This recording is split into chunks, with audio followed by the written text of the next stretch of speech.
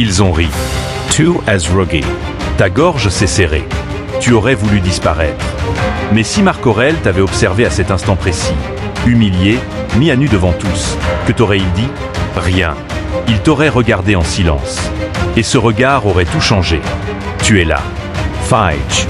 Les regards pèsent sur toi comme des projecteurs froids. Quelqu'un vient de te ridiculiser.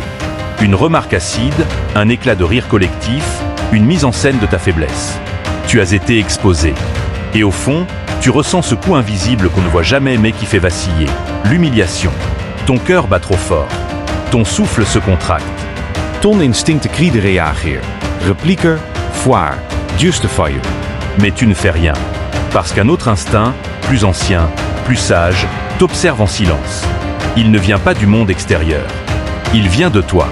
C'est la voix du stoïcien. La voix de l'homme qui ne se laisse pas détruire par l'opinion des autres. Ce moment, celui où tu te sens détruit, est un test. Un test de ta liberté intérieure. Tu peux céder à l'émotion. Ou tu peux rester debout. Fixer le vide. Ne pas répondre. Et dans ce vide, devenir libre. Marc Aurèle a écrit « Ce qui trouble l'homme, ce ne sont pas les choses, mais l'opinion qu'il en a. » L'humiliation n'est pas une vérité. Elle est un point de vue.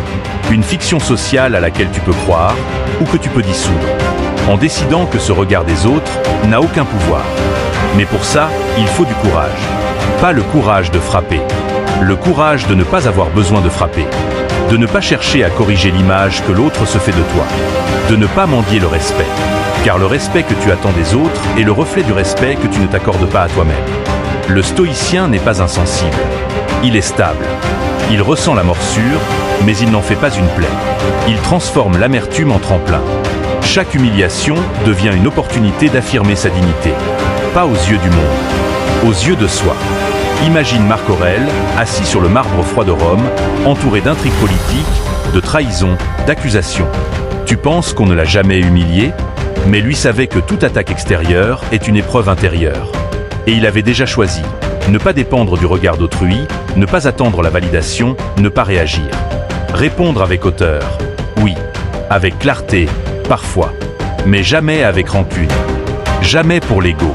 Car l'ego est fragile. La nature intérieure, elle, est invincible.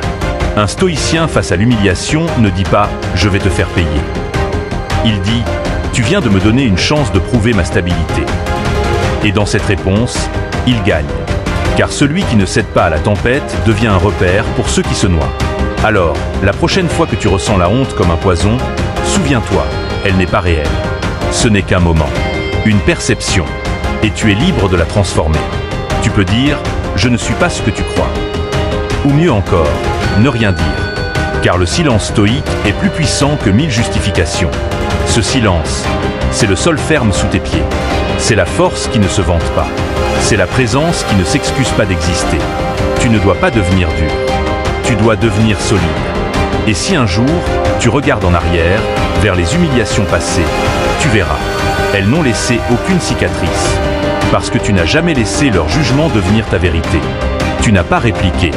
Tu n'as pas fui. Tu n'as pas haï. Tu as juste marché droit. Sous les rires. Sous les regards. Sous le poison du jugement. Et ce jour-là, tu étais libre.